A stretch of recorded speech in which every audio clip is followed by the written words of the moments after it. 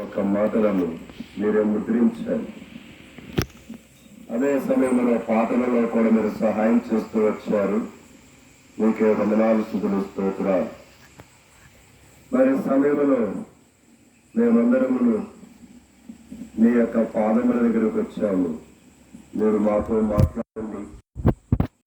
మాకు కావలసిన యొక్క మాటలను మీరు మాకు అందించండి. సమయంలో ప్రభు తిమోతి గారిని బట్టి కనికరమును ప్రేమించి వారికి ఇచ్చిన కుమారుడు అబ్రాము, అలాగనే మరి ప్రభుదేవ కోడలు పద్మాను బట్టి నీకు స్తోత్రాలు. వారి యొక్క దాంపత్య జీవితంలో వారికి ఇచ్చినట్టు యొక్క ముగ్గురు బిడ్డలు, మరి ముఖ్యంగా సొలోమి విషయంలో చేసిన మేలంతటిని బట్టి కృతజ్ఞతగా మీరు తప్పించి నీ విధానానికి, స్తుతులకు ప్రభుదేవ పాత్రుడుగా మీరున్నారని రుజువు చేసుకుంటూ ఏర్పాటు చేసుకుని కృతజ్ఞత కూడికను బట్టి నీకే స్తోత్రాలు. అలాగే పెద్ద కుమార్తె గ్లోరీ విషయంలో కూడా భవిష్యత్తులో తనకు కూడా వివాహం చేయాలని ఆశిస్తున్నారు. మరి దాని కొరకు కూడా మీరు సిద్ధపరుస్తున్నారు. నీకే స్తోత్రాలు. అలానే కుమారుడు ఉబేద్ కొరకు కూడా ప్రార్థన చేసుకుంటున్నాను. ఈ విధంగా ప్రియమైన కుటుంబం పక్షంగా మీరు చేసిన ఈ భౌతికమైన మేళ్ళు కాదు, అన్నిటికంటే ముఖ్యమైన ఆత్మీయ మేలులు చేసి వారిని పరలోక రాజ్యానికి యోగ్యులుగా చేయాలని మీరు కోరుతున్నారు. దాని కొరకే నీకే స్తోత్రాలు చెల్లిస్తూ మరి చేరి వచ్చిన మా అందరికీ కావలసిన మాటలు దయచేయండి. దూరంలో దగ్గరలో ఎంత దూరం అయితే మాటలు వెళ్తున్నాయో ఆ ప్రాంతములలో ఉన్నవారికి కూడా మీరు మాటలు దయచేయండి. మీరు దర్శిస్తూ రావాల్సిందిగా ప్రార్థన చేసుకుంటూ ఇతని అమూల్యమైన సమయాన్ని బట్టి స్తుతిస్తూ ఆరాధిస్తూ నా ప్రభువును నా రక్షకుడునైన యేసుక్రీస్తు ప్రభు వారి యొక్క శక్తిగలైన ఔన్నత్య నామమున వందనములు చెల్లించి ప్రార్థిస్తున్నాను తండ్రి. ఆమేన్.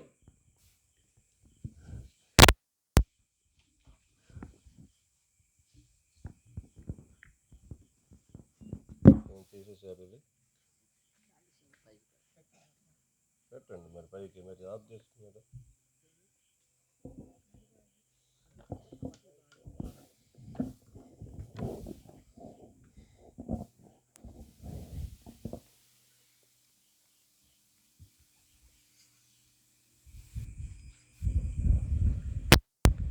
ఈ సమయంలో ప్రియమైన కుటుంబ పక్షంగా నేను పెడుతున్నాను, మళ్ళీ చెప్తున్నాను.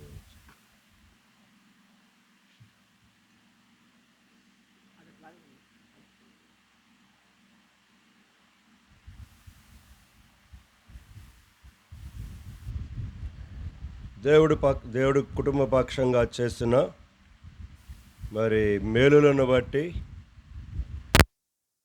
సాధించటానికి, అలాగనే కుటుంబంతో కలిసి మనం కూడా కొంత సమయం దేవునిని గనపరచటానికి చేరి వచ్చిన మీ అందరికీ కూడా, పాలు పొందిన మీ అందరికీ కూడా దేవుని పేరిట వందనాలు చెల్లిస్తుంటున్నాను. మరి ముఖ్యంగా కుటుంబంలో సొలోమి అయితే భూమి మీద ఉండవలసింది కాదు. నేను ఆ విషయాన్ని జ్ఞాపకం చేసుకుంటూ ఉదయం పూట ఆరాధన అయిపోయిన తర్వాత రూమ్లోకి వెళ్ళి కొంచెం టిఫిన్ ఉంటే టిఫిన్ చేసుకొని బైబిల్ తీసుకున్నాను. పరిశుద్ధ గ్రంథం తీసుకొని నా దినభాగం మధ్యాహ్నం సామెతలు 6వ అధ్యాయం చదువుతున్నాను. సామెతలు 6వ అధ్యాయం చదువుతున్నప్పుడు నాకు వెంటనే సొలోమి పక్షంగా దేవుడు చేసిన కార్యాన్ని గుర్తు చేసుకుంటూ 2 వచనాలు గుర్తుకొచ్చాయి. సో దానిని మొదట జ్ఞాపకం చేయాలని ఆశిస్తుంటున్నాను. రెండవదిగా సామెతల గ్రంథం 6వ అధ్యాయంలో కూడా 2-3 తలంపులను మీ మధ్యలో పంచుకోవాలని ఆశిస్తుంటున్నాను. నేను ఒకటే చెప్తున్నాను, అబ్రాహాముకు కానీ మా ఓబేదయ్యకు కానీ మా తిమోతయ్య గారికి కానీ, ఇంట్లో రక్షణ మారు మనసు పొందిన ఇంకా ఇటు కోటిబాబు పిల్లలకు కానీ, అటు పునరాజు పిల్లలకు కానీ, మరి మా లక్ష్మీపై పిల్లలు వచ్చారు రాలేదా? వాళ్ళకే మీకు సంబంధం కట్ అయిపోయినట్టుంది, కొంచెం తేడా జరిగిందట్టుంది. అప్పుడెప్పుడో చెప్పేది మీ అమ్మ. సరే, ఏదేమైనప్పటికీ జ్ఞాపకం చేసుకుందాం. సరదా కోసం చెప్పట్లేదు నీ మాటలు. దేవుడు ఈ 2వ తారీఖు వరకును కూడా కాపాడుతున్నాడు. ఆ విషయాన్ని రక్షణ మారు మనసు పొందిన వారు మరి ముఖ్యంగా తెలుసుకొని జాగ్రత్త పడి దేవుడిచ్చినటువంటి యొక్క సమయాన్ని సద్వినియోగం చేసుకుంటే మీకు క్షేమమని మరొకసారి జ్ఞాపకం చేస్తూ వర్తమానంలోకి వెళ్ళాలనుకుంటున్నాను. దినములు చెడ్డవి అని రాయబడింది. సో చెడ్డ దినాలు ఎలాగుంటాయో జస్ట్ ట్రయల్ ఈ సంవత్సరం కనబడుతుంది మన మధ్యలో. సినిమా రిలీజ్ ముందు ఏం చేస్తారు? ఏం అబ్రామయ్య? జస్ట్ ఒక 5 నిమిషాలు క్లిప్ ఏం చేస్తారు? ట్రయల్ చూపిస్తారు. ఆ ట్రయల్ చూసేసే జనాలందరూ ఏం చేస్తారు? ముందర పోవాలో పోకూడదో నిర్ణయం చేసుకుంటారు. సో దేవుడు మన మధ్యలో కూడా జస్ట్ ట్రయల్ వేసాడు. ఇది ప్రారంభం ట్రయల్. అందుకనే పల్లెని విడిచిపెట్టి ఏం చేశారు చాలామంది? చెప్పండి, జరిగిన సంఘటనేనా? కొత్తది నేను చెప్పట్లేదుగా. ఏడబోయారు అబ్రామయ్య?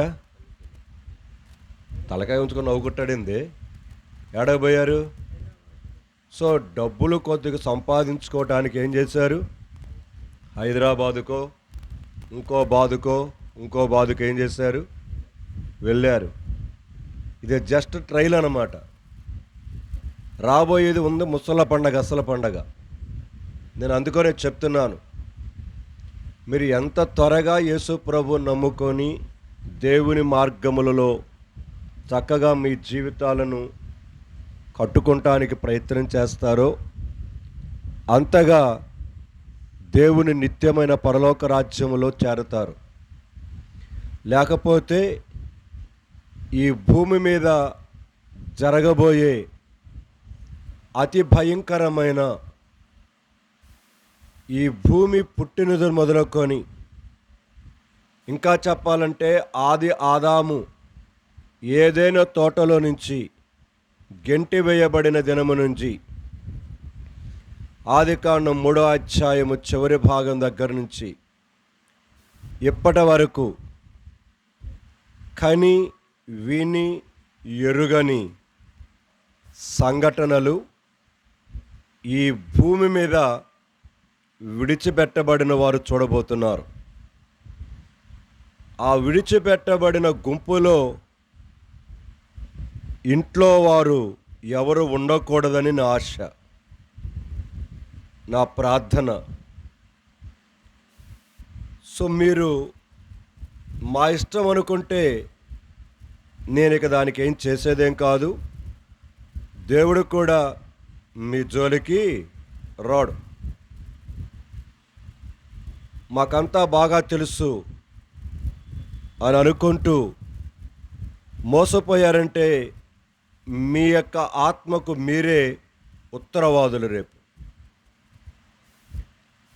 భూమి మీద చనిపోయిన వెంటనే మానవుడికి అర్థమయ్యే విషయం, నేను పాతాళానికి వెళుతున్నానా పరలోకానికి వెళ్తున్నానని క్లియర్గా అర్థమైపోతుంది.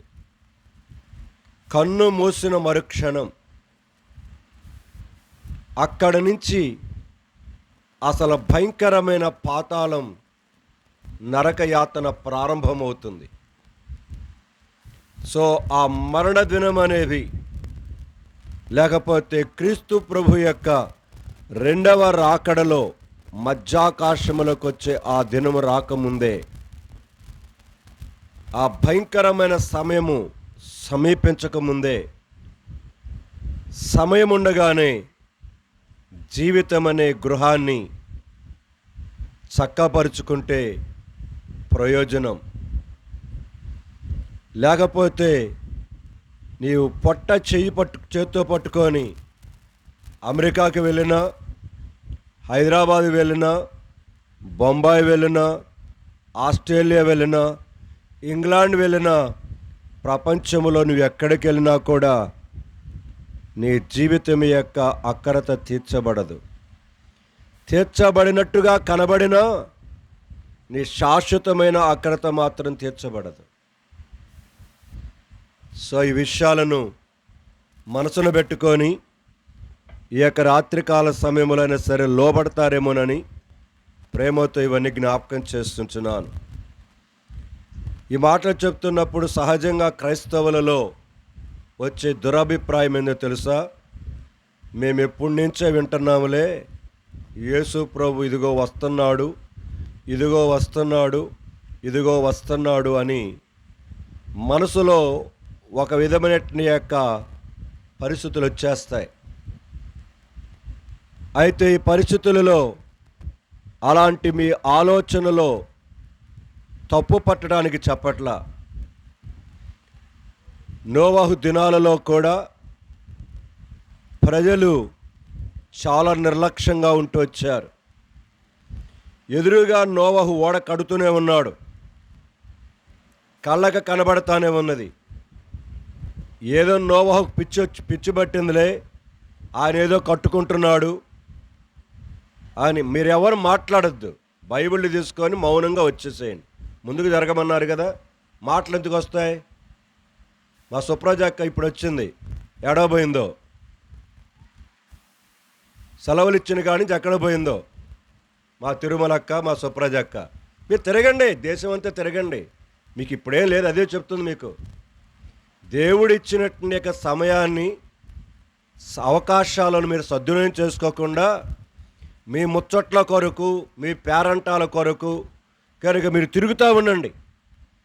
రేపు శాశ్వతంగా ఏడ్చుకుంటారు. అది నా బాధ.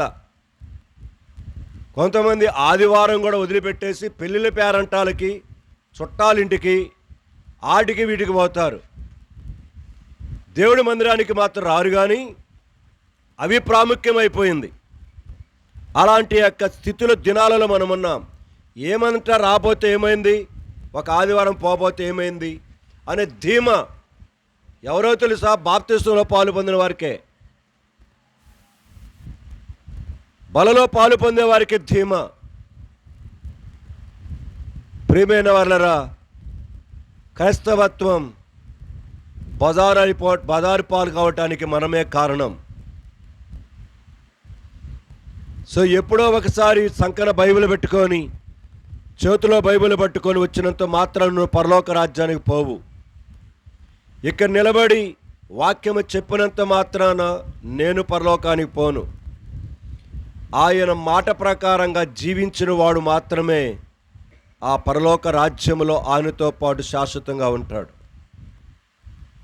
కాబట్టి నిలబడి చెబుతున్న నేనైనా, కూర్చొని వింటున్న నీవైనా, పెళ్ళిళ్ళకు పేరంటాలకు పోతున్న నువ్వైనా, దేవుడి మందిరాన్ని నిర్లక్ష్యాన్ని చేసి వెళ్ళిపోతున్న నువ్వైనా, మనం ఎవరమైనా సరే. సో గుర్తుపెట్టుకోవాలి, ఆ రోజు మీరు శాశ్వతంగా ఏడ్చినా కూడా ప్రయోజనం ఉండదు.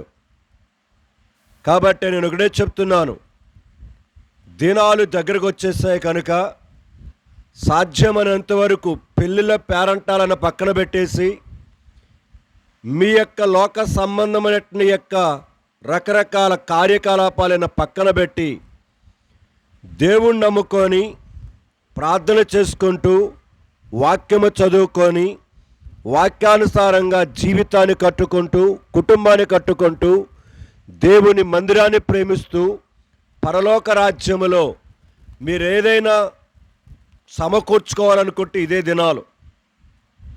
లేకపోతే రోమీ రాసిన పత్రిక 2వ అధ్యాయం 4, 5, 6 వచనాలలో రాయబడిన మాట, నీకు నీవే ఉగ్రతను సమకూర్చుకొనుచున్నావనే మాట ఉంటుంది అక్కడ. ఏ సమకూర్చుకుంటావు? నీకు నీవే బంగారాన్ని కాదు, పొలాన్ని కాదు, ఆస్తిపాస్తులను కాదు, ఉగ్రతను ఎవరో కాదు, నీకు నీవే సమకూర్చుకొని ఆ ఉగ్రత అంతా నీ నెత్తిన ఒకరోజు పడినప్పుడు నీ జీవితం ఎంత భయంకరంగా ఉండబోతుందో జాగ్రత్త, జాగ్రత్త. సో దేవుని సన్నిధిలో దేవుని సేవకుడిగా, బాధ్యత కలిగిన వాడినిగా మీకు జ్ఞాపకం చేయటం నా యొక్క విధి. హెచ్చరించవలసినట్టు యొక్క మరలా జ్ఞాపకం చేయవలసినట్టు యొక్క బాధ్యత నాది.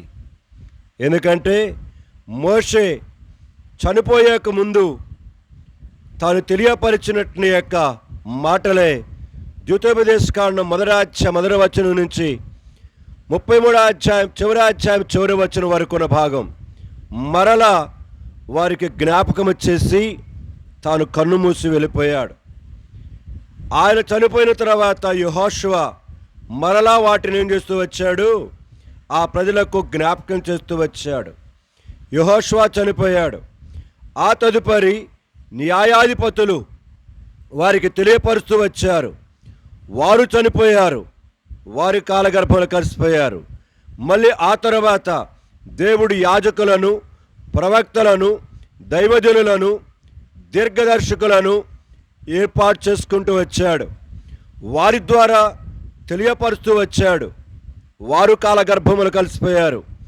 ఆ తర్వాత యేసుక్రీస్తు ప్రభువే 2000 సంవత్సరాల కిందట తానే ఈ లోకానికి వచ్చి ఆయన తన జీవిత యాత్రలో చివరి 3.5 సంవత్సరం ఆ విధముగా ఈ ప్రపంచమును గురించి, రాబోయే జీవితాన్ని గురించి ఆయనే మనుష్య కుమారుడిగా లోకానికి వచ్చి ఆయన చెప్పాల్సింది చెప్పాడు.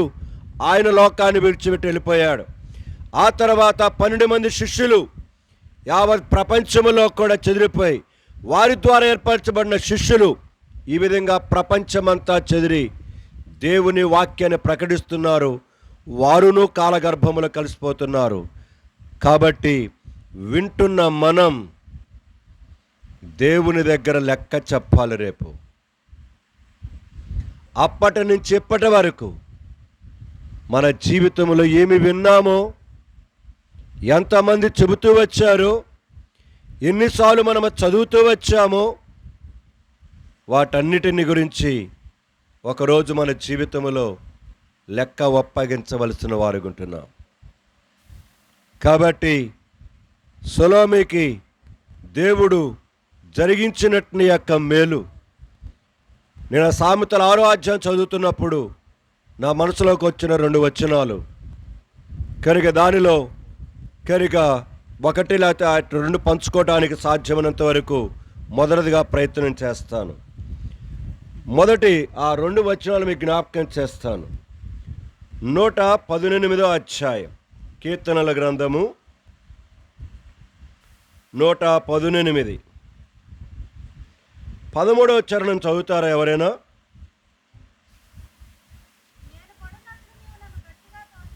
నేను పడునట్లు నీవు నన్ను గట్టిగా త్రోసితివి, యెహోవా నాకు సహాయం చేసెను. అదే అధ్యాయములో 18 మళ్ళీ యెహోవా నన్ను కఠినముగా శిక్షించెను గాని ఆయన నన్ను మరణమునకు. మొట్టమొదటిదిగా ఈ 2 వచనాలు గుర్తొచ్చాయి. రెండవదిగా ఇంకో వచనం కూడా గుర్తుకొచ్చింది. ఇదే కీర్తనల గ్రంథం 94వ అధ్యాయం 17వ వచనం చదువుతారా? యెహోవా నాకు సహాయం చేసి ఉండని ఎడల నా ప్రాణము శీఘ్రముగా మౌనమందు నివసించి. చాలు. ఈ 2 భాగాలలో చాలా క్లిష్టమైన పరిస్థితుల గుండా వారు వెళుతున్నట్లు మనకు అక్కడ అర్థమవుతూ ఉంది. అయితే ఈ 2 భాగాలలో కీర్తన 118, 13, 18 వచనం, అలానే కీర్తన 94 కనుక 17వ వచనం, ఈ 2 భాగాల్లో కూడా ఆ కష్టమైన సమస్యలో దేవుడు సహాయము చేశాడని మాట్లాడుతున్నాడు. నీవు నాకు సహాయము చెయ్యని ఎడల, ఆ 17వ వచనం రాయబడిన మాట, నేనేమై ఉండును, నేను మరణమై నా జీవితములో జీవితంలో ముగించేసి ఉండును. నీవు నాకు సహాయము చెయ్యని ఎడలా, ఎస్, అదే 18వ వచనంలో చెప్పాడు, ఆయన నన్ను మరణమునకేం చేయలేదు, అప్పగించలేదు అన్నాడు 118:18. అలా 118:13 రెండో భాగములో ఆయన నాకు సహాయము చేసినని మాట్లాడుతున్నాడు. అవును ప్రేమైన సంఘమా, దేవుడు సహాయము చేయనిదే మానవుడి సహాయము దేనికిని పనికిరాదు. సొలొమోను అనుకుందంట, ఆ సమయంలో నేను ఇక అయిపోయినాను అనుకుందంట. ఎందుకంటే మరణము అంచు దాకా ఏం చేసింది, వెళ్ళింది కదా, మరణం అంచు దాకా వెళ్ళింది. ప్రియమైన వారరా, ఇక నేను అయిపోయినాను అనుకుందట. కానీ తాను అనుకున్నదే కానీ దేవుడు మాత్రము తనను ఏం చేశాడు, తప్పించాడు. అక్కడ తన సహాయమును చేశాడు. తన కృపను తన పక్షముగా, తన విశ్వాస్యతను తన పక్షంగా దేవుడు కనుపరుస్తూ వచ్చాడు. కాబట్టి ఈరోజు మన మధ్యలో సజీవముగా తాను ఉండగలిగింది. లేకపోతే ఆ రోజే సమాధి కార్యక్రమం ఏమైపోయేది, మా సొలొమోను అయిపోయేది. అప్పుడు అబ్రహాము, మా పద్దమ్మక్క ముగ్గురు కాదు, ఇక ఇద్దరే లెక్కేసుకునేవాళ్ళు. కానీ దేవుడు ఆ స్థితిని దేవుడు తీసుకురాలేదు. కృతజ్ఞత కలిగి కూడిక ఏర్పాటు చేసుకున్నారు, మంచిదే. కానీ దీనికంటే ముఖ్యముగా ప్రాణమును కాపాడుతున్న దేవుడు, మరణము నుండి కాపాడుతున్న దేవుడు, మరణమును పాతాళమును తన చేతిలో పెట్టుకున్న దేవుడు. ప్రకటన 1:18 చదవండి. ప్రకటన 1:18. నేను మొదటివాడను, కడపటివాడను, జీవించువాడను, మృతుడనైతిని గాని ఇదిగో యుగ యుగములు సజీవుడనై ఉన్నాను. మరియు మరణము యొక్కయు పాతాళ లోకము యొక్కయు తాళపు చెవులు నా స్వాధీనములో. సొలొమోను చేతులు లేవు, యాక్సిడెంట్ జరిగినట్టుగా డ్రైవర్ల చేతులు లేవు, అబ్రాహాము చేతులు లేదు, పద్మమ్మ చేతులు లేదు. హాస్పిటల్ అడ్మిట్ చేసిన తర్వాత పేషెంట్లను చూసిన డాక్టర్ల చేతులు లేవు. దేవుని వాక్యం స్పష్టంగా చెప్తున్నది, మరణము యొక్కయు పాతాళ లోకపు యొక్కయు తాళపు చేతులు ఆయన చేతులు ఉన్నాయి. ద్వితోపదేశకాండముల గ్రంథం 30 19, 20 చివరి 2 వచనాలు.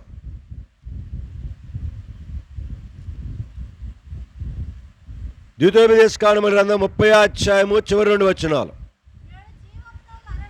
నేడు జీవమును మరణమును, ఆశీర్వాదమును శాపమును ఎవరు ఎదుట, మా అబ్రాహాము ఎదుట, మా తిమోతి గారు ఎదుట, ఇంకా రక్షణ మారు మనసు పొందని మా కోటయ్య అక్కడ ఇందా బండి దగ్గర కూర్చున్నాడు. మరి ఎటు పోయాడు, ఉన్నాడా పోయాడా? అక్కడ తారట్టాడుతున్నాడు ఇందాక బండి దగ్గర. ఉన్నాడా కోటయ్యన్న? సరే, కనుక మీ ఎదుట దేవుడు ఏం చేస్తున్నాడు, మరణమును జీవమును ఆశీర్వాదమును శాపమును పెట్టాడు. చదివమ్మ. వాటిని జతల జతలుగా మీ ఎదురు పెట్టి, దేవుడు భూమి ఆకాశములను నీ మీద సాక్షులుగా ఏం చేస్తున్నాడట, ఆయన పిలుస్తున్నాడు.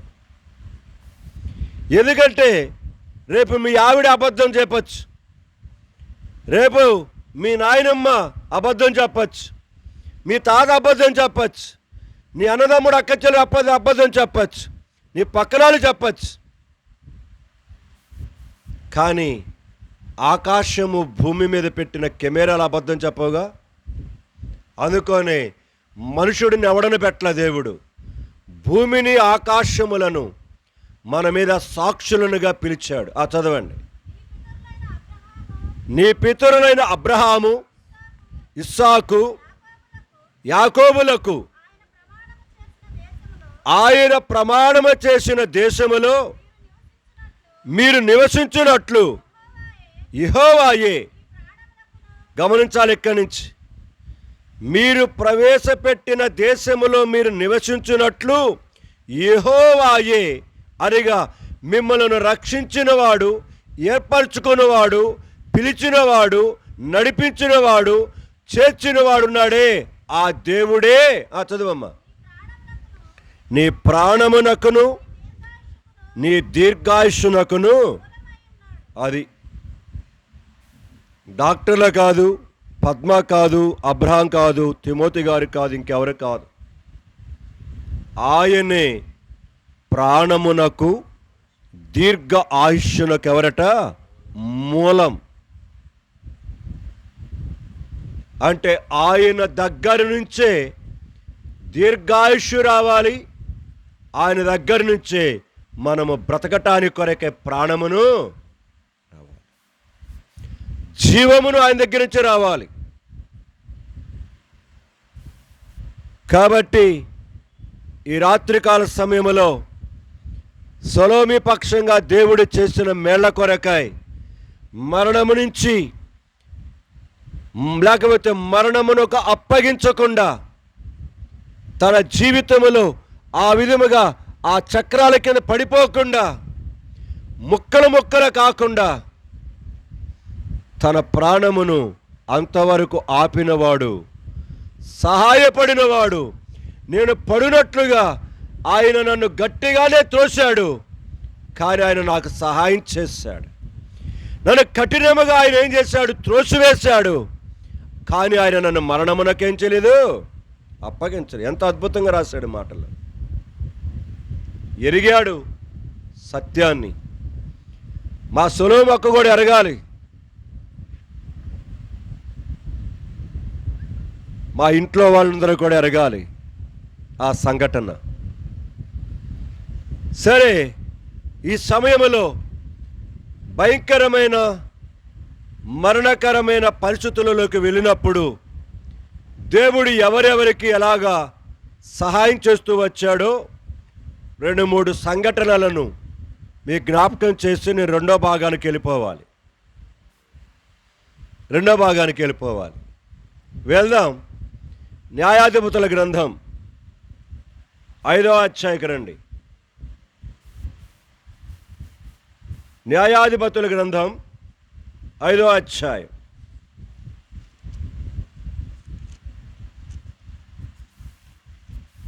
ఇక్కడ దెబోరాతో కలిసి ఉన్నట్టు వారందరూ కూడా కలిసి పాట పాడుతున్నారు. ఈ 5వ అధ్యాయం అంతా పాట. ఆ పాటలో వారు ఏమని మాట్లాడుతున్నారో చూద్దాం. ఎందుకంటే వారి మీదకు శత్రువు ఎలాగొచ్చాడు.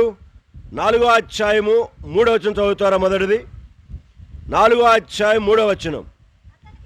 అతనికి 900 ఇనుప రథములుండెను. అతడు 20 సంవత్సరములు ఇజ్రాయేలును కఠినమైన బాధ పెట్టగా ఇజ్రాయేలు యెహోవాకు కనికెతడు. సెసీరా అనేటి యొక్క రాజు. ఈ సెసీరా ఇజ్రాయేల్ ప్రజలను ఏం చేశాడు? బాధ పెట్టాడు. ఎన్ని సంవత్సరాలు? 20 సంవత్సరాలు. 20 సంవత్సరాలు బాధ పెట్టి వారి జీవితాలని దిక్కుమొక్కు లేకుండా చేస్తూ వచ్చాడు. ఎందుకంటే దేవుడే తీసుకొని పోయి వారు చేసిన అవిధేయమైన కార్యాలను బట్టి సిసిరా చేతికి దేవుడు ఏం చేశాడు? వారిని అప్పగించినాడు. కొట్టండ్రా బాగా వెళ్ళని, బుద్ధి వచ్చింది ఆ కొట్టండి అని వదిలేశాడు దేవుడు. కొట్టి కొట్టి కొట్టి చివరికి ఇంకా చెతగా బాధటానికి కొరకాయ, సమూలంగా నాశనం చేయటానికి కొరకాయ 900 ఇనప రథాలతోటి సైన్యాన్ని తీసుకొని ఏం చేశాడు? ఇప్పుడు బయలుదేరాడు ఇజ్రాయెల్ దేశం మీదకి. ఇది పరిస్థితి అక్కడ. ఇప్పుడు దాకా 20 సంవత్సరాలు బాధ పెట్టింది ఒక ఎత్తు అయితే, ఇక ఇప్పుడు బాధ పెట్టబోతున్నది మరొక భయంకరమైన ఎత్తు. అందుకొని తన దగ్గర ఉన్న 900 ఇనప రథాలను తీసుకొని, సైన్యాన్ని తీసుకొని ఇజ్రాయెల్ మీదకి దండెత్తి వాళ్ళందరినీ కూడా దుల్లగొట్టడానికి, నామరూపాలు లేకుండా చేయటానికి, నరికివేయటానికి కొరకాయ బయలుదేరి రాబోతూ ఉంటే దేవుడు ఆ సమయంలో దెబోరా అనే ఒక ప్రవక్తని దేవుడు పెట్టాడు. ఆమె ఒక న్యాయాధిపతి. ఆ దినాలలో ఆమె వారికి న్యాయమును తీస్తూ ఉండేది. దేవుడు ఆమెతో మాట్లాడుతూ వచ్చాడు. ఆ విధముగా అక్కడ ఉన్న మరొక సహోదరుడు సహాయముతోటి వాళ్ళందరూ కలిసి ఏం చేశారు? యుద్ధానికి వెళ్ళారు. ఆ యుద్ధములో సెసీరా యొక్క 900 ఇనుప రథాలు వారి సైన్యములందరూ ఏమైపోయారు? తుక్కుగా ఓడిపోయారు. వారందరి మీద దేవుడు విజయం ఇచ్చిన తర్వాత చనిపోవలసిన ఇజ్రాయేలు ప్రజలు ఇప్పుడు బ్రతికి దేవుని సహాయం చేత వారి పక్షంగా దేవుడు చేసిన కార్యాలను గురించి పాట పాడుతూ, సంతోషిస్తూ, ఉల్లాసిస్తూ 5వ అధ్యాయంలో పాట పాడుతూ ఒక మాట అన్నారు. ఆ మాట చదువుదాం. 5వ అధ్యాయము 13వ వచనం చదవండి. కూడి వచ్చిరి శూరులలో యెహోవా నాకు సహాయము చేయ. చాలంతే. వాళ్ళందరూ పాడుతున్నారు, యెహోవా శూరులలో మాకు సహాయము చేయవచ్చాడు. ఎస్, దేవుడు మాకు సహాయం చేయవచ్చాడు. ఆయన సహాయం చేయవచ్చాడు కాబట్టే సెసీరాను జయించగలిగినాం. సెసీరా యొక్క ఇనప రథాలు 900 మందిని వాటిని ఏం చేశాము? నామరూపం లేకుండా ముక్కలు చేయగలిగినాం. సెసీరా సైన్యం మొత్తాన్ని మేమేం చేయగలిగినాము? దునుమాడగలిగినాం. యెహోవాయే మాకు సహాయం చేశాడు. మా కండ బలము కాదు, మా దగ్గర ఉన్న ఆయుధాలు కాదు, మా జీవితంలో ఉన్న మా శక్తి సామర్థ్యాలు కావు. ఈ రాత్రికాల సమయంలో ఇజ్రాయేలు ప్రజలకు వలె నీ జీవితంలో నీవు కూడా శత్రువు చేత అలాగా ఇబ్బందికరమైన పరిస్థితులలో కొన్ని సంవత్సరముల నుంచి నీ జీవితంలో నువ్వు ఇబ్బంది పడుతున్నావేమో. ఈ రాత్రి ఆనాడు దెబోరాకును, అక్కడ ఉన్న బారూకునకును, అక్కడ ఉన్న ఇజ్రాయేలుకును సహాయము చేసిన దేవుడు నీకును కూడా సహాయము చేయాలని దేవుడు కోరుతున్నాడు. అందుకొని ఈ యొక్క కృతజ్ఞతా కూడిక సందర్భముగా నీతో మాట్లాడుతున్నాడు. వారు 20 సంవత్సరాల నుంచి సెసీరా యొక్క ఆధిపత్యము కింద నలిగిపోతా వచ్చారు. నీ జీవితంలో 20 సంవత్సరాలు, 30 సంవత్సరాలు, లేకపోతే 25 సంవత్సరాలు, 10 సంవత్సరాలు, 5 సంవత్సరాల నుంచి నీవు శత్రువు చేత పీడింపబడుతున్నావేమో నాకైతే తెలియదు. నిన్ను కూడా ఆయన తన సహాయము చేత నిన్ను విడిపించాలని దేవుడు కోరుకుంటున్నాడు. నీకిష్టమేనా? నీవు అరిచి కేక వెయ్యనిదే ఆయన నీకేమి సహాయమును చేయలేడు. లోకములో సామెత చెప్తారు కదా, అమ్మైనా కూడా ఏందంట, అడగందే ముద్ద పెట్టదట. అవును, ఆయన సహాయము చేయటానికే నీ కొరకే నా కొరకే కూర్చున్నాడు. మనం అడిగితే కదా, కేక వేస్తే కదా, నాకు సహాయం చేయని దెబోరాకు వలె ఆనాటి ఇజ్రాయేల్ ప్రజల వలెకి వారు ఏం చేశారంట, యెహోవాకు మొర్రబెట్టారు, కన్నీళ్లు కాచారు. దేవుని సహాయం కొరకై వారు బ్రతిమలాడుకుంటూ వచ్చారు. చేశామయ్యా తప్పు, క్షమించు, ఇంతవరకు జరిగిన శిక్ష చాలు మాకు, ఇక నుంచి బుద్ధి తెచ్చుకొని ఏం చేస్తాం, నీ మాట వింటాం, నీ మాట వింటాం. కొన్నిసార్లు మనం కూడా అంటాం, ఏమని, హాస్పిటల్లో అడ్మిట్ అయి ఉంటే బాగైతే మందిరానికి వస్తావా అని భార్య ఏం చేస్తుంది, మా అబ్రాహ్మయ్యను ఏం చేసి ఉంటుంది, అడిగి ఉంటుంది కదా మా పద్దమ్మ అక్క. అప్పుడేమంటాడు, ఏంది నువ్వు అట్ట అనుకుంటున్నావు, నేను ఇంతకుముందు ఏదో చేశాను కానీ ఇప్పుడు రాకుండా ఉంటానా అని ఏం చేస్తాడు, కనుక దబాయిచ్చి మా పద్మమ్మ నోరు మూపించి పాపం వచ్చాడు 2 వారాలు పాపం కష్టంతో, చాలా ఇబ్బందితో వచ్చాడు. కానీ తర్వాత మళ్ళీ ఏం చేయలేకపోయాడు, మళ్ళీ రాలేకపోతుంది, మళ్ళీ ఏదో దెబ్బ తగలాలి. మళ్ళీ మనం వింటాం మాట, ఏం చెప్పండి, ఎప్పుడు కొడుతుంటేనే మనం ఏం చేయట్లేదు చెప్పండి.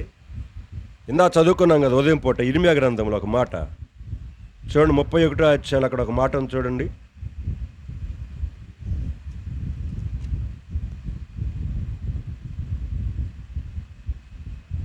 ఇర్మియా గ్రంథం 31వ అధ్యాయము 18వ వచనం చదువుతారా? ఏందంట, నీవు నన్ను ఏం చేసావు, ఎరగొట్టావు అని అర్థం. మన పచ్చి భాషలో చెప్పాలి, ఏం చేయటం, నువ్వు నన్ను ఎరగొట్టావు. చదువు, కాడికి అలవాటు కాని కోడె, అట్ట చదవాలి. కోడి దెబ్బల కంటే అర్థం పోయింది. అది కాడెకు అలవాటు కాని కోడే దెబ్బలకు ఏందంట, నడు విరగొడితే మళ్ళీ అబ్రాహాంకి ఏం చేస్తాడు, మళ్ళీ అప్పుడు లోబడతాడు. అప్పుడు దాకా ఏం చేయడు, మా అబ్రాహం అన్న రాడు. అలాగనుకో నడు విరగొచ్చుకుంటామంటే నీ ఇష్టం. ఆయన రెడీగానే ఉన్నాడు, ఆయన దుడ్డు కర్ర, ఆయన దండము 2 ఉన్నాయి. కాబట్టి దండం ఏమన్నా కొట్టడానికి, దుడ్డు కర్ర ఏమన్నా నీకు మళ్ళీ ఏం చేస్తాడు. మొన్న ఒక వాక్యం చెప్తూ ఒక సేవకుడు ఒక సన్నివేశాన్ని చూశాడట. వెళ్తున్నాడు, రోడ్డు మీద పోతున్నాడు, నడుచుకుంటూ వెళ్తా ఉంటే గొర్రెల కాపరి పొలాల్లో ఏం చేస్తారు చెప్పండి, వాళ్ళు ఎక్కడి నుంచో బయలుదేరి సాయంకాలం అయ్యేసరికి ఎక్కడ ఖాళీలు ఉంటాయి పొలాల్లో, అక్కడ ఏం చేస్తారంటే కూడుకొని అక్కడ చుట్టూ కనుక దడిలాగా ఏదో కట్టేసుకుంటారు, వాళ్ళ వాళ్ళ దగ్గర చిన్న చిన్న పట్టలు ఉంటాయి. ఆ పట్టతో ఏం చేస్తారు, చిన్న గుర్రపు కరెక్ట్ని యొక్క పాక అలాగే వేసుకుంటారు. అక్కడే కనుక 2-3 రాళ్ళు ఉంటే ఆ రాళ్ల మధ్యలో అక్కడ ఉన్న పొలాలు ఎరుకొచ్చి తేపాల బియ్యం అన్నీ తెచ్చుకుంటారు వాళ్ళు. కనుక దాంట్లో వండుకొని ఏం చేస్తారు, తింటారు. అయితే పగలపూట ఒక దృశ్యాన్ని చూశాడంట ఆ సేవకుడు. పోతా ఉంటే ఆ సేవకుడు ఆ గొర్రెల కాపరిని చూసినప్పుడు ఒక గొర్రెట తన ఒడిలో ఉందంట. ఎవరి ఒడిలో? గొర్రెల కాపరి ఒడిలో ఉందంట. గొర్రెల కాపరి ఒడిలో ఉంటే ఒడిలో ఉన్నటువంటి యొక్క గొర్రెకి ఏం చేస్తున్నాడంటే తన చేత్తో ఏం చేస్తున్నాడట, గడ్డిని పెడుతున్నాడట. ఈయనకి అర్థం కాలేదట, అది చిన్న పిల్ల కాదు, అది పెద్దదే. ఏదో అర్థం కాక ఈ యొక్క బాటసారి పోతున్న సేవకుడు దగ్గరికి వెళ్ళి అడుగుతున్నాడంట, ఏమయ్యా కనుక పెద్దదిగా ఉంది గొర్రెది, దానిని ఒళ్ళో పెట్టుకొని దానికి నీ చేతులతో ఏం చేపిస్తున్నావు, మేత మేపిస్తున్నావు అని అడిగాడట. అది ఏంటంటే ఈ గొర్రె నేను ఎటు పొమ్మంటే అటు పోదు ఇది ఏం చేయదు ఇది. కనుక నేను పొమ్మంటే మిగతా గొర్రెలను ఒక దారి పోతుంది, ఇదేం చేస్తుంది, ఇంకో దారి పోద్ది. కాబట్టి నేనే ఏం చేశాను అంటే కాలు ఎరగొట్టాను అన్నాడు. జరిగిన విషయం. మొన్న ఒక వారం కిందట నేను వాక్యం వింటూ వచ్చాను. నేనే ఏం చేశాను, దీనికి కాలు ఎరగొట్టా. ఎందుకు, నువ్వు అటు పోయావంటే నీ కాలు ఇరిగిద్ది అని బుద్ధి చెప్పడానికి. కాలు ఎరగొట్టి ఏం చేస్తున్నాడు ఇప్పుడు, ఒళ్ళో పెట్టుకొని ఆయన మళ్ళీ ఏం చేస్తున్నాడు. ఎందుకు అలా చేశాడు, అది బుద్ధి వచ్చి జాగ్రత్తగా మాట అంటదని తానే ఎరగొట్టి తానే దానికి నోట్లో ఏం చేస్తున్నాడు. దేవుడు చేసే పని అదే, దేవుడు చేసే పని అదే. కారణం ఏంటంటే అందరూ ఒక దారిని పోతా ఉంటే మనమందరం ఏం చేస్తాము, మరొక దారిని పోతా ఉంటాం. ఎస్, మా అబ్రామయ్య, మా తిమోతి ఇప్పుడు వస్తున్నాడులేండి, ఒక నెల నుంచి మంచిగా వస్తున్నాడు. మళ్ళీ ఎంతకాలం వస్తాడో చూడాలి, మా కనికరమ చూడాలి. మరి కనుక మళ్ళీ మధ్యలో ఆగిపోతాడు. ఇంతకుముందు కూడా వచ్చాడు మా తిమోతి అన్న. ఏడ కూర్చున్నాడు, వెనకాల కూర్చున్నాడా, ఏ చెయ్యొద్దు, అది అక్కడ ఉన్నాడు మా తిమోతి అన్న. కొద్దిగా వస్తా ఉండన్న, కానీ దేవుడు అక్కడ దగ్గరకు వచ్చింది. నువ్వు వస్తా ఉండి మా అబ్రామయ్య కూడా వస్తాడు తర్వాత. మా పెద్ద కుమారుడు కదా, జ్యేష్ఠ కుమారుడు. ఏ కుమారుడు, జ్యేష్ఠ కుమారుడు. జ్యేష్ఠ కుమారులందరూ తప్పిపోతున్నారు. సరే, ఇదే మరప్పటికి జ్ఞాపకం చేసుకుందాం. ఆనాడు ఇజ్రాయేలు ప్రజలు ఇబ్బందుల్లో ఉన్నప్పుడు, దెబోరా యొక్క నాయకత్వంలో న్యాయాధిపతిగా ఉన్నప్పుడు బారూకుని తీసుకొని వెళ్ళి అక్కడ యుద్ధము చేసి దేవుని సహాయాన్ని కోరుకొని వారి శత్రువు మీద ఏం చేశారు, విజయాన్ని పొంది మరణకరమైన ఉచ్చులో నుండి వారు ఏం చేయబడ్డారు, తప్పించబడ్డారు. ఇది మొదటి సందర్భం. ఒకవేళ నీవు కూడా 20 సంవత్సరాల నుంచి 10 సంవత్సరాల నుంచి ఇబ్బందులో ఉన్నావేమో నాకైతే తెలియదు. కానీ రాత్రి నీకు సహాయం చేయటానికి నీ దేవుడు ఏం చేస్తున్నాడు, నీకు తోడుగా ఉన్నాడు. నీ మరణం నుంచి తప్పించడానికి నీకు తోడుగా ఉన్నాడు. రెండవ భాగం తీసుకొస్తున్నాను. అపోస్తుల కార్యముల గ్రంథం 9వ అధ్యాయంకి వెళ్తున్నాను.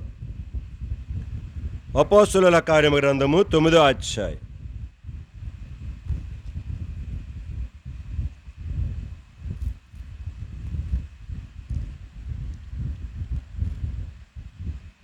తొమ్మిదో అధ్యాయం 22వ వచనం చదువుతారా?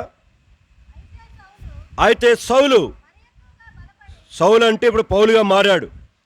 మరి ఎక్కువగా బలపడి ఈయనే క్రీస్తు అని రుజువుపరచచ్చు దమస్కులో కాపురం ఉన్న యూదులను ఏం చేశాడు, ఒకప్పుడు యేసుక్రీస్తు ప్రభు నమ్ముకున్న దేవుని బిడ్డలను చంపేవాడు, జుట్టు పట్టుకొని ఈడ్చుకొని వచ్చేవాడు, కొట్టేవాడు, రక్తమ కారునంతగా కొట్టేవాడు, ఇంకా తనకి తపన చాలకపోతే చెరసాలలో వేసి బంధించేవాడు, ఇంకా తన కోపం చాలకపోతే చంపేసి అక్కడ అలాంటి నరరూప రాక్షసుడు, అలాంటి మత తీవ్రవాది సౌలు. అయితే సౌలు ఇప్పుడు ఏమైనాడు, దానికి ముందు వచనాలలో యేసు ప్రభు చేత దర్శించబడ్డాడు, సంధించబడ్డాడు. తాను చంపుతున్నది ఎవరినో కాదు, తాను ఎవరికో వ్యతిరేకరంగా చేస్తుంది, స్వయాన మెస్సియాకు వ్యతిరేకరంగా ఏం చేస్తున్నాడు, పని చేస్తున్నాడని దేవుడే తనతో మాట్లాడుతూ వచ్చినప్పుడు తను చేసిన తప్పు విషయంలో ఏం చేసుకున్నాడు, క్షమాపణ కోరుకున్నాడు. క్షమాపణ కోరుకొని ఇప్పుడు వీళ్ళు ఏం చేశాడంటే, ఏ యేసుక్రీస్తు ప్రభు దేవుడు కాదన్నాడో ఆ యేసుక్రీస్తు ప్రభు నిజమైన దేవుడని, క్రీస్తే యేసు, యేసే క్రీస్తు అని ఆ ప్రాంతమంతా మాట్లాడుతూ రుజువు చేస్తూ అనేకులు నోర్లు మూపిస్తూ ఉన్నాడు. ఇలాగ చేస్తూ ఉంటే అక్కడ ఉన్న జనం ఊరుకుంటారా? ఏం చేశారు చూడండి, 24వ వచనం. వారి ఆలోచన సౌలునకు తెలియవచ్చును, వారు అతనిని చంపవలనని రాత్రింబగళ్ళు ద్వారముల యొద్ద కాచుకొనుచు. తర్వాత 28, 29 కూడా చదవండి. అతడు యెరూషలేములతో వారితో కూడా వచ్చుచూ పోవచ్చు. ప్రభునామమును బట్టి ధైర్యముగా బోధించుచు గ్రీకు భాష మాట్లాడు యూదులతో మాట్లాడుచు తర్కించుచు ఉండెను. వారు అతనిని చంపయత్నము చాలు. ఎక్కడికి వెళుతున్నా ఇప్పుడు ఈ పౌలుగా మారిన సౌలును అక్కడ ఉన్న యూదులు ఒకప్పుడు తాను ఎలాగ చేశాడో క్రైస్తవులను, ఇప్పుడు యేసు ప్రభు నమ్ముకున్న ఈ పౌలును ఆనాటి యూదులు చంపటానికి ఏం చేస్తున్నారు? యత్నములను చేస్తున్నారు. ఒకటి తర్వాత మరొకటి, మరొకటి తర్వాత మరొకటి. ఆ విధముగా సౌలుగా ఉన్న లేదా పౌలుగా మారిన ఆ సౌలుకి ఏమున్నది? మరణకరమైన అపాయము అనుక్షణము పంచుకొని ఉన్నది. తాను ఎప్పుడైతే యేసు ప్రభువు నమ్ముకున్నాడో, యేసు ప్రభువును నమ్ముకున్న దగ్గర నుంచి యోధా మతస్థులు అతనిని వెంటాడుతూ చంపటానికి కొరకై ఎన్నెన్నో ప్రయత్నాలు చేస్తూ వచ్చారు. తన మీద దుమ్మెత్తిపోస్తూ వచ్చారు, తన చొక్కా పట్టుకొని లాగుతూ వచ్చారు, తనను దూషిస్తూ వచ్చారు, అవమానపరుస్తూ వచ్చారు, ఇంకా రకరకాలుగా చేశారు. ఇంకొక మాట చదువుదాం, 18వ అధ్యాయం. ఇదే అపోస్తుల కార్యము గ్రంథం 18వ అధ్యాయం. చదువుతారా? వచనం 5, 6. వచ్చినప్పుడు పౌలు వాక్యము బోధించుడు యందు ఆతురత గలవాడై యేసే క్రీస్తు అని యూదులకు దృఢముగా సాక్ష్యం ఇచ్చుచుండెను. గమనించాలి, ఇక్కడి నుంచి అక్కడ వింటున్నట్టు యొక్క వ్యతిరేకులలో కొందరు ఏం చేశారంట? ఎదురాడి దూషించినప్పుడు చాలంతే. అంటే పౌలు చెబుతూ ఉన్న బోధకు ఎదురు నిలబడి, ఏంద్రా నువ్వు చెప్పేది మాకు, నోరు ముయ్యిరా, నోరు ముయ్యి అని ఎదురు మాట్లాడుతూ, మాటలను ఆడనీయకుండా, వాక్యము చెప్పనీయకుండా ఎదురుదాడి తిరుగుతూ దూషిస్తూ అవమానపరుస్తూ గేలి చేస్తున్నారు. వినట్లా, వినేవారు కూడా వినట్లా, చెప్పే పౌలును కూడా చెప్పనివ్వట్లా. అలాగ దుమ్మెత్తి పోస్తూ పౌలును చంపటానికి కొరకాయి. ఒకసారి అయితే రాళ్ళు రువ్వి ఏం చేశారు? 14వ అధ్యాయం. అపోస్తుల కార్యము గ్రంథం 14వ అధ్యాయం 19, 20 చదువుతారా? అంతియోకయ నుండి ఇకోనియా నుండి యూదులు వచ్చి జన సమూహములను తమ పక్షముగా చేసుకొని పౌలు మీద రాళ్ళు రువ్వి అతడు చనిపోయిననుకొని పట్టణమునకు వెలుపలికి అతనిని ఏం చేశారు? ప్రయత్నం చేయటం కాదు, ఇప్పుడు దొరికాడు. దొరికిన వాడు దొరికినట్లుగా, పట్టుకున్నవాడు పట్టుకున్నట్టుగా, చిన్న పెద్ద ఎవరు లేకుండా, తారతమ్యం లేకుండా ప్రతి ఒక్కరు రాయి చూసుకోవటము. పౌలుని ఏం చేస్తున్నారు? కొడుతున్నారు. అంటే అతని మీదకు రాళ్ల వర్షాన్ని ఏం చేశారు? కురిపించారు. ఆ రాళ్ల దెబ్బలకు పౌలు నేలకలా పడిపోయాడు. 1, 2, 3 రాళ్ళు. తన దగ్గర ఏమైనా ఉండే ఆయుధాలు కనుక కాపాడుకోవటానికి ఏమీ లేవు. ఇలాంటి పరిస్థితులలో చనిపోయాడని అనుకొని చచ్చిపోయిన పిల్లిని, చచ్చిపోయిన ఎలుకను మనం ఏం చేస్తాం? తాడట్లు కట్టి దాన్ని ఈడ్చుకొని ఏం చేస్తాము? ఎక్కడ దెబ్బ ఉంటుందో, లేకపోతే ఊరు బయటకు తీసుకొని పోయి అక్కడ రోడ్డు ప్రక్కన అటుగాని ఇటుగాని ఏం చేస్తాం? దాన్ని ఇసిరేస్తాం. అలాగా చచ్చిపోయినాడు అనుకొని పౌలును ఈడ్చుకొని వెళ్ళి ఊరు వెలపలు ఏం చేశారు? పడివేశారు. కానీ చనిపోయాడా? లే. దేవుని సహాయం పౌలుకు ఉండటాన్ని బట్టి మరణములో నుంచి, మరణకరమైన ఉరులలో నుంచి మరణకరమైన స్థితులలో నుంచి అతను ఏం చేయబడ్డాడు? విడిపించబడుతూ వచ్చాడు. సో సొలొమోని ఎలాగైతే మరణపు యొక్క అంచుల గుండా వెళుతున్నప్పుడు తనకు దేవుడు సహాయం చేసి తన మరణము నుంచి తప్పించాడో, సెసీరా కాలములో దేవుడు అతని యొక్క చేతిలో నుండి ఇజ్రాయేలు ప్రజలను 20 సంవత్సరాలు చితకబాదుతూ చంపుతూ ఉంటే అలాంటి సెసీరా నుంచి విడిపించాడు. రెండవదిగా సౌలుగా ఉన్న కనుక పౌలు కనుక తన జీవితంలో పౌలుగా మార్చబడిన తర్వాత తన దేవుని కొరకే సాక్షిగా జీవిస్తున్నప్పుడు ఎన్నోసార్లు చంపటానికి ప్రయత్నం చేశారు, ఎదురాడారు, దూషించారు. ఒకసారి అయితే రాళ్ళు రువ్వేం చేశారు? కొట్టి చచ్చాడనుకొని ఊరి వెలుపలకి పడేసారి తీసుకుని వెళ్ళి. ఆయనను మరణము నుంచి అతన్ని దేవుడు ఏం చేశాడు? సహాయము చేసి తప్పించాడు. ఈ రాత్రి మనలను కూడా అలాంటి మరణకరమైన పరిస్థితులలో నుంచి తప్పించి సహాయపడగలిగిన శక్తి కలిగిన దేవుడు మనతో ఉన్నాడు, గుర్తుపెట్టుకోండి. మూడో సందర్భం చూపించేసి నేను రెండో భాగానికి వెళ్తా. రండి, ఎజ్రా గ్రంథం. ఎజ్రా గ్రంథము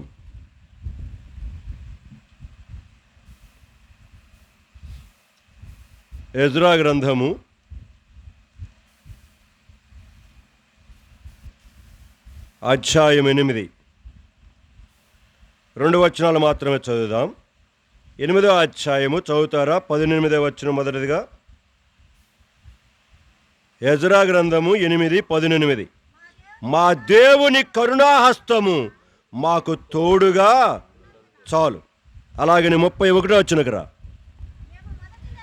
మేము మొదటి నెల 12వ దినమున యెరూషలేమునకు వచ్చుటకై అహవా నది నుండి బయలుదేరగా మా దేవుని హస్తము మాకు తోడుగా ఉండి శత్రువుల చేతిలో నుండి మార్గమందు పొంచి ఉన్న వారి చేతుల నుండి మమ్ములను చాలంతే. ఎజ్రా కాలములో పడిపోయిన యెరూషలేము మందిరము కట్టబడింది. ఆ యెరూషలేము మందిరము కట్టటానికి కొరకై వారు ఆ యొక్క శత్రు దేశముల నుంచి తీసుకుని రాబడుతూ వచ్చారు. ఇప్పుడు బయలుదేరి వస్తూ వచ్చారు. అక్కడ రాయబడిన మాట, వారు బయలుదేరి దేవుడి మందిరము కొరకే వస్తూ ఉన్నప్పుడు శత్రువుల చేతిలో నుండి మార్గములో మా కొరకే పొంచి ఉన్న అనేక రకరకాల అపాయములలో నుండి మా దేవుని కరుణాహస్తము మాకు తోడుగా ఉండి మాకు సహాయము. మూడవదిగా జ్ఞాపకం చేస్తుంటున్నాను, విశ్వాస యాత్రా జీవితంలో ఆనాడు ఎజ్రాకే కాదు, ఈనాడు నా జీవితంలో కూడా శత్రువు మన జీవితంలో క్రీస్తు యేసునందు విశ్వాసం ఉంచినంత మాత్రాన వాడు ఊరకనే ఉండడు. నీ భర్తను లేపుతాడు, నీ భార్యను లేపుతాడు, నీ అత్త మామను లేపుతాడు, మీ అమ్మ నాన్నను లేపుతాడు, నీ ఇంట్లో కొడుకును లేపుతాడు, నీ ప్రక్కన వారిని వీరిని లేపుతాడు. ఎందుకో తెలుసా? నీ విశ్వాస జీవితం మీద దాడి చేసి నిన్ను క్రీస్తు యేసు ప్రభువులో ఎదగకుండా, దేవుని కొరకై జీవించలేకుండా అనేక రకరకాలుగా శత్రు ప్రతి విశ్వాసం మీద ఏం చేస్తాడు? వాడు దాడి చేస్తూనే ఉంటాడు. యేసుక్రీస్తు ప్రభు నమ్ముకోక ముందు ఉండవు ఇవన్నీ. యేసుక్రీస్తు ప్రభు నమ్ముకున్న తర్వాతే బయలుదేరుతాయి ఇవన్నీ. ఒక ఉదాహరణ చెప్పమంటారా మీకు అర్థం కావటానికి? భర్త బాగా తాగుతున్నాడు అనుకో, తాగి బాగా కొడుతున్నాడు అనుకో భార్యని, భార్య ఏం చేస్తుంది? ఎందుకులే ఇంతో గొడవని మౌనంగా ఉంటుంది. మా అబ్రాహంది చూద్దాం. మా పద్మ ఏం చేస్తుంది? మా అబ్రాహం బాగా వేసుకొని వచ్చాడు అనుకో, ఫుల్గా వేసుకొని వచ్చి కెరిగట్ని గొడవ పెట్టుకుంది. గొడవ బట్టి దబ 4 ఏం చేశాడు? వేసేసరికి మా పద్మ అయిపోయింది, మంచంగా అతకపోయింది. ఇప్పుడు రేపు కూడా మళ్ళీ అది చేస్తుందా? ఇప్పుడు ఆయన వస్తుంటే ఏమవుతుంది? భయం. అంటే మా అబ్రాహామును చూస్తే ఏంది? సింహం అన్నమాట, అంతే. మా పద్దమ్మ పులైనా నోరు మూసుకోవడం అంతే, లేకపోతే దబదబా పడతాయి ఈ మీద. ఇప్పుడు ఇదే అబ్రాహాము యేసు ప్రభు నమ్ముకున్నాడు అనుకో, రేపు మా పద్దమ్మకి లోకం అయిపోతాడు మా అబ్రాహాం. ఎందుకు? ఇప్పుడు దబదబా బాధడం. నేను చెప్తుంది అబద్ధం అనుకుంటున్నారా? చాలామంది అక్కలు చేసే పనులు ఇవే, అన్నలు చేసే పనులు ఇవే. యేసు ప్రభు నమ్ముకోక ముందు దాకా ఇంకా నమ్ముకోలేదంటారు. ఆయన నమ్ముకున్న తర్వాత నుంచి ఏం చేస్తారు? ఇక దొరికాడు అనుకొని, ఇప్పుడు నా చేతులు ఈయన దొరికాడు అనుకొని ఆడిందే ఆట, పాడిందే పాట. ఇక మా అబ్రాహాం నోరెత్తితే ఒట్టు. ఎందుకు? చేతులు పోయినాయి. ఇప్పుడు ఏ చేతులు? కొట్టే చేతులు పోయినాయి, తాగే నోరు పోయింది, తిట్టే తిట్లు నోరు పోయింది. ఇప్పుడు అన్నిటికీ ఏం చేస్తున్నాడు? సరేనమ్మా, సరేనమ్మా, సరేనమ్మా అంటున్నాడు. అందుకొని మా పద్దం ఎక్కేమేం చేస్తుంది? ఇంకా నిచ్చిపోతుంటుంది. చాలా కుటుంబాల్లో జరుగుతున్న పరిస్థితి ఇదే. నేను కళ్ళతో చూశాను కాబట్టి చెప్తున్నాను. ప్రేమైన సంఘమా, గుర్తుపెట్టుకో, అతడు దేవుడిని నమ్ముకున్నందుకు, లేక ఆమె దేవుడిని నమ్ముకున్నందుకు దానిని చులకనగా తీసుకొని ఇష్టం వచ్చినట్టుగా ప్రయత్నం చేయవద్దు, మాట్లాడటానికి, తిట్టడానికి. ఇదిగో ఇక్కడ రాయబడిన మాట, ఎజ్రా దేవుని భయము కలిగి దేవుని యొక్క మందిరం యొక్క నిర్మాణము కొరకై బయలుదేరి వస్తున్నప్పుడు ఎంతోమంది శత్రువులు పొంచుకొని ఉన్నప్పుడు దేవుడే తన కరుణాహస్తమును వారికి తోడుగా ఉంచి వారికి సహాయపడుతూ ఆ శత్రువు యొక్క ఉరులన్నిటి నుంచి దేవుడు ఏం చేశాడు? తప్పించి విడిపించి అద్భుతముగా యెరూషలేము మందిరాన్ని మళ్ళా కట్టడానికి వారికి సహాయపడుతూ వచ్చాడు. ఈ దినాన్న విశ్వాసులారా, మీ జీవితంలో మీరు కూడా ఎలాంటి శత్రువుల చేత మీరు ఎడబడుతున్నారో నాకు తెలియదు, కానీ దేవుడి కరుణాహస్తం మీకు సహాయపడటానికి కొరకై ఆనాడు ఎజ్రాకే కాదు, ఈనాడు మీకును కూడా ఆ భయంకరమైన శత్రువు యొక్క మరణకరమైన ఉచ్చులలో నుండి తప్పించడానికి కొరకై సిద్ధంగా ఉన్నాడు. లోబడదామా? ఆయన సహాయాన్ని కోరుకుందామా? ఆయన వైపు చూద్దామా? ఆయన యొక్క సహాయమును పొందుకొని మన జీవితంలో, భవిష్యత్తు జీవితంలో ముందుకు చక్కగా ప్రయాణించేటానికి కొరకై దేవుడే నీకు నాకు సహాయం చేయనుగాక. రెండో భాగానికి వెళ్తున్నాను. రండి, సామెతలు 6వ అధ్యాయం. సామెతలు 6వ అధ్యాయం. ఇంత టైం తీసుకోనిలే, 9 అయిపోయింది. మా దాసు టైం చూస్తున్నాడు, ఎందుకంటే కూర్చోలేకపోతున్నాడు మా దాసు. సరే అట్లయితే ఎందుకంటే మీ పొజిషన్ నాకు అర్థమవుతుంటుంది. కొంతమంది ఒక ఆయన ఏం చేస్తాడంటే ఇట్లా చూస్తుంటాడు, ఇది మాకు చూపిస్తాం అనమాట, టైం అయింది జాగ్రత్త అని చూపిస్తుంటాడు అనం. కనుక మా దాసు అలా చేయలేదంటలే, కానీ మా చాలా వందనాలు. ఎందుకంటే మన మందులో కూర్చున్నాడు, ఈ సెల్ ఫోన్ చూసుకొని టొక్కుతుంటే సరికి నాకు డౌట్ వచ్చింది, ఎంత టైం అయిందో చూస్తున్నాడేమో అనుకున్నా. సరే, కనుక రెండో భాగానికి వెళ్తాం. సామెతల గ్రంథం 6వ అధ్యాయం. మా జయమ్మ ఫోన్ చేసినట్టుంది, అది అందుకొని వింటున్నాడు మా దాసు. వినిపించు మా జయమ్మకు కూడా వాక్యం. 6వ అధ్యాయం చదువుదాం.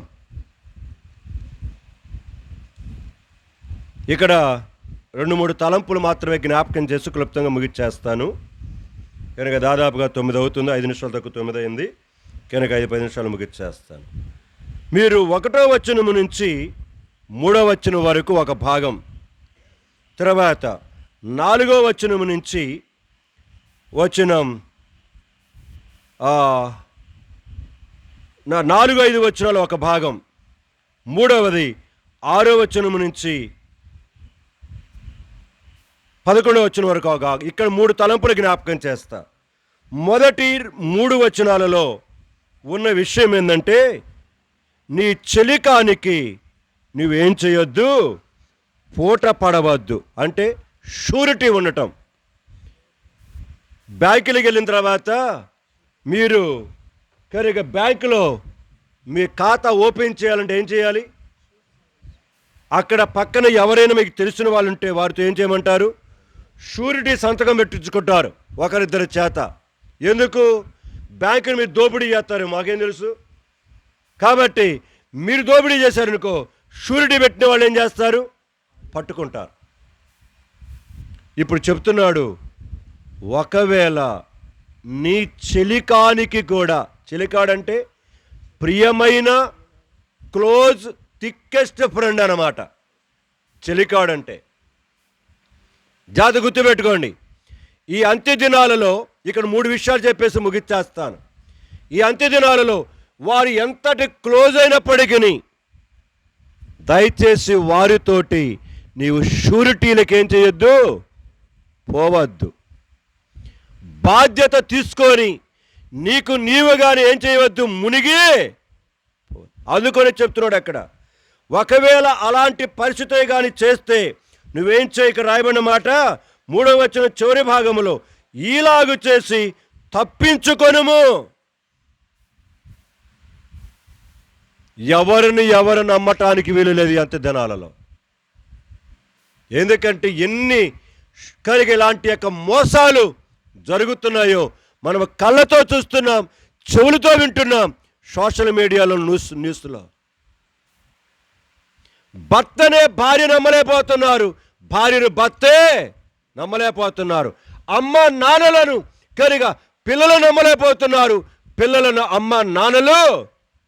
ఈ మధ్య ఒక నెల కింద అనుకుంటాను, ఎవరో ఫోన్ చేస్తూ మాట్లాడుతూ సందర్భం వచ్చినప్పుడు, ఏం జరిగిందో తెలుసా నీకు బ్రదర్ అని అడిగాను. ఏంటమ్మా ఏం జరిగిందని అడిగాను. వాళ్ళ బంధువుల గురించి నాకు తెలుసు, ఆ కుటుంబం కొంచెం అంత క్లోజ్గా తెలియదు కానీ కొంచెం తెలుసు ఆ కుటుంబం. ఆ సహోదరికి మోసం జరిగిపోయింది బ్రదర్ అని అన్నారు. ఎందుకంటే కన్న కూతురే, నువ్వు ఆస్తంతా మాకు రాసిచ్చేస్తే ఏం చేస్తావు నిన్ను? ఏం చెప్పండి? కన్న కూతురే నువ్వు ఆస్తంతా మాకు రాసిచ్చేస్తే కనుక నీకు ఇంకెవరు లేరు కదా, కొడుకులు లేరు, ఇంకెవరు లేరు, మేం కాప ఇంకెవరు చూస్తాం అని చెప్పి కనుక నమ్మబలికి కూతురే ఏం చేసింది? తల్లి దగ్గర ఉన్న ఆస్తిని మొత్తాన్ని తన పేరున రాయించుకుంది. ఒక్క నెల కూడా చూసిందో లేదో జుట్టు పట్టుకొని బయటకు బజార్ మీద ఏం చేసింది? ఈడ్చి బయట పడేసింది. జరిగిన సంఘటన చెప్తున్నాను మీకు నేను. కన్న కూతురు. ప్రేమైన సంఘమా, నేను నిన్ను తప్పక చూస్తానని ఏం చేసింది? నమ్మబలికింది, హామీ ఇస్తుంది, నేను కదా చూసేది నిన్నని. హామీలన్నీ ఏమైపోయినాయి?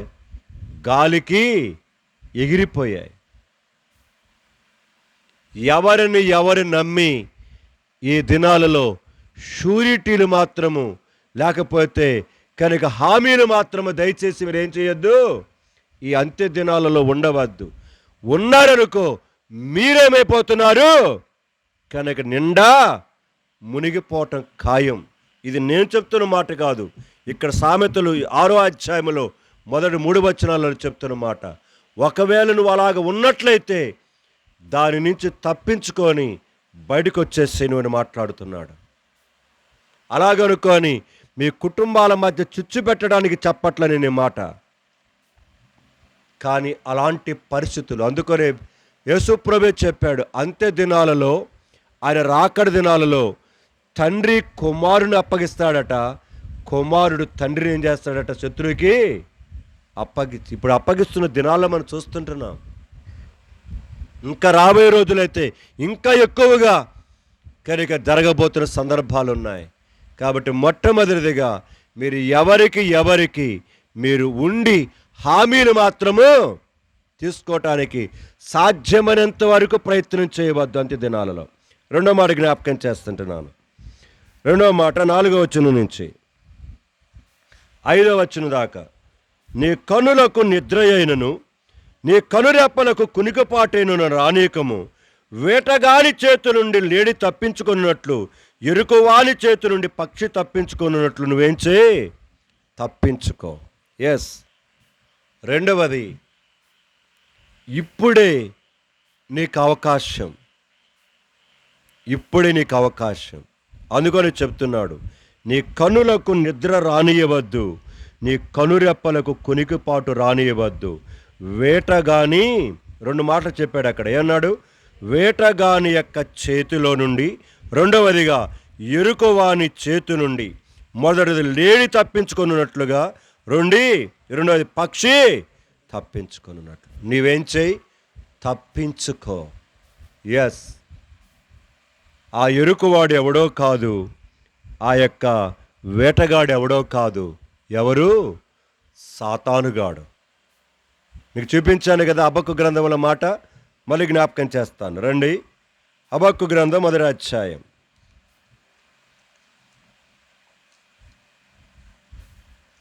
మా లిడిలయ్యా, మా అఖిలయ్యా బాగా ఇసురుకుంటున్నారు. పాకెట్ ఫ్యాన్లు వచ్చినాయి రా నాయన, అవి కొనుక్కోండి. బ్యాటరీతో నడుస్తున్నాయి. ఇటు పెట్టుకోవచ్చు, ఇంతే. ఇటు పెట్టుకుంటే ఏమవుద్ది అంటే ఇసురుకోవద్దు అని చెప్పట్లేదు, ఎందుకంటే చెమట అట్లా ఉమ్మదంగా ఉంది బాగా. కొంతమంది అవస్థ పడుతున్నారు, తొందరగా ముగిచ్చాను నేను, తొందరగా ముగిచ్చేస్తాను. రండి, హబక్కు గ్రంథం 1వ అధ్యాయము వచనం 15 నుంచి చదువుతారా? ఎవడవాడు? వేటగాడు. ఎవడవాడు? ఎరుకువాడు. నేను చదువుకున్నాం కదా ఏడా, సామెతలు 6వ అధ్యాయం 5వ వచనములో. కనుక వాడే వీడు, వాడు గాలము వేసి ఎవరినట? అక్కడ లేడీ అన్న పక్షి అన్న ఎవరు? మనమే గుర్తు చేసుకోండి. వాడు మానవులందరిని ఏం చేస్తున్నాడట? గుచ్చి చాలు. అందుకొని వేటగాని ఉరి నుండి లేడి తప్పించుకున్నట్లు, ఎరుకువాని యొక్క ఉరిలో నుండి పక్షి తప్పించుకొనున్నట్లుగా నిద్రైనా మానుకొని మేలుకొని ఉండి నిద్రపోకుండా ఆ భయంకరమైన ఉచ్చుల నుంచి తప్పించుకోవటానికి ఇదే సమయం. మొదటిదిగా హామీలు ఉండే స్థితిలో నుంచి తప్పించుకొని బయటికి రా. రెండవదిగా సాతానుగాడు గాలం వేశాడు, కరిగా ఉచ్చులు వేశాడు, ఉరిరొడ్డాడు, మనుషులందరూ గుచ్చి లాగుతున్నాడు. సాధ్యమైనంత వరకు తప్పించుకోవటానికి ఇదే నీకు అవకాశం. పడిపోయావంటే ఏం చేస్తావు? ఇక బయటికి రావటము అసాధ్యం. సో 2 మాటలు అయిపోయినాయి. 3వ మాట జ్ఞాపకించి ముగిచ్చేస్తాను. 2 సామెతలు 6వ అధ్యాయం 6వ వచనం నుంచి మనము 11వ వచనం వరకు చూడాలి. ఇప్పుడు చదవండి. సోమరి, చీముల యొద్దకు వెళ్ళుము, వాటి నడతన కనిపెట్టి జ్ఞానమును తెచ్చుకొనుము. ఎందుకట ఒక్కటే మాట చదువుతా, 11 చదవండి. అందుచేత దోపిడిగాడు వచ్చునట్లు దారిద్ర్యము ఎక్కడికో రాదు, నీ యొద్దకు వచ్చును. ఆయుధదారుడు వచ్చినట్లు. సో మూడవదిగా, మొదటిది హామీల నుంచి తప్పించుకొని బయటకు వచ్చేసాయి. రెండవదిగా నిద్రపోకుండా జాగ్రత్తగా ఉండి శత్రువు యొక్క గుచ్చిని లాగుతున్నాడు వల వేసి, వాడి వల నుంచి తప్పించుకోవడానికి కొరకాయ నీకు సాధ్యమైనంత వరకు బయటకు ఎంత త్వరగా వస్తే అంత మంచిది, తప్పించుకో. మూడోగా చెప్తున్నాడు, సోమరి చీమల దగ్గర పో, వాటిని చూసి నేర్చుకో అన్నాడు. ఎందుకు? అక్కడ కొన్ని విషయాలు చెప్పాడు. వర్షాకాలం రాకముందే చీమలు ఏం చేస్తాయి చెప్పండి? ఎండాకాలం ఏం చేస్తాయి చీమలు? ఎక్కడ చూసిన ఎండాకాలం ఎలాగుంటాయి? నువ్వు ఎంతన్నా చీమ నీకు రుద్దేది పెట్టు, ఒక రోజు అట్ట ఉంటుంది, రెండో రోజు ఏమవుతుంది, మళ్ళీ దారి ఎట్టగట్టు చేసి లోపలికి వెళ్ళి అది ఆహారాన్ని తీసుకొని వెళ్ళి బండల కిందనో వాటి కొన్నిటిని యొక్క సేఫ్ ప్లేస్లో ఏం చేస్తుంది? అది రాబోయేది వర్షాకాలం అని వాటికి తెలుసు, కానీ మనుషుడికే తెలియదు. చెబుతున్నా కూడా వీడికి తెలియదు. అందుకని చెప్తున్నాడు, దోచుకునే దొంగగాడు వచ్చునట్లుగా నీ మీదకు దారిద్ర్యము, భయంకరమైన దారిద్ర్యం, భయంకరమైన యవగుండం నీ కొరకు కాసుకొని ఉంది. సోమరివాడిలాగా నిర్లక్ష్యముగా చూద్దాములే, రేవు చూద్దాములే, వచ్చే ఆదివారం చూద్దాములే, కొత్త సంవత్సరం చూద్దాములే అని పోస్ట్ పోన్ చేసుకొని పోదు చీమ. ఎప్పటికప్పుడు జాగ్రత్త పడుతూ తన భవిష్యత్తు ప్రణాళిక వేసుకుంటుంది. అది ఒక్క మనుషుడే లెక్క లేకుండా ప్రవర్తించు, అందుకొని చీమల దగ్గరికి వెళ్ళి నేర్చుకోరని అంటున్నాడు. అది వర్షాకాలములో ఏమాత్రమే కానీ ఆకలి లేకుండా ఉంటుంది. అది దానికి సమృద్ధిని ఆహారాన్ని ఏం చేస్తుంది? అది దాచిపెట్టుకుంది తన స్థలములో. కాబట్టి దాని దగ్గరకు దారిద్ర్యత అనేదే రాదు. నీవు కూడా మేల్కొని ఇప్పటికైనా సోమర్తను విడిచిపెట్టి దేవుణ్ణి ప్రేమించి వాక్యాన్ని ప్రేమించి ఆ చెమలకలాగా రాబోయే భయంకరమైన తీర్పును, రాబోయే భయంకరమైన దరిద్రతను, భయంకరమైన యొక్క దుర్మార్గతను, భయంకరమైన యొక్క తీర్పులను, శాపములను తప్పించుకోవటానికి కొరకై ఇదే నీకు మిక్కిలి అనుకూలమైన సమయం. రేపేమి సంభవిస్తుందో మనకి తెలియదు. కాబట్టి మొదటిదిగా సొలొమోనుని మరణము నుంచి ఎలాగైతే తప్పించి సహాయపడ్డాడో అలాగ సహాయపడే దేవుడిని చూసాం. రెండవది, మన జీవితముల కొరకై జాగ్రత్త పడటానికి వేటి నుంచి తప్పించుకొని రాబోయే నాశనము నుంచి, దరిద్రత నుంచి జాగ్రత్త పడాలో చివరిగా దేవుడు నీతో నాతో ఏం చేస్తున్నాడు? మాట్లాడుతున్నాడు. లోబడదామా? చెమలకు వలె విధేయత చూపిద్దామా? జాగ్రత్త పడదామా? లేకపోతే ఆ దినమున వారు ఏం చేశారట? ఆ ఒక్క వచనం చదివి ప్రార్థన చేద్దాం. ప్రకటన 1వ అధ్యాయం. ప్రకటన 1.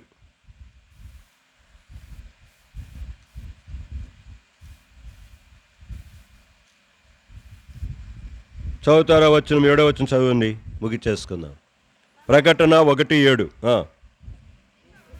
ఇదిగో ఆయన మేఘారూఢుడై వచ్చుచున్నాడు, ప్రతి నేత్రం ఆయనను చూచును, ఆయన పొడిచిన వారిని చూతురు. గమనించాలి ఇక్కడి నుంచి మాట.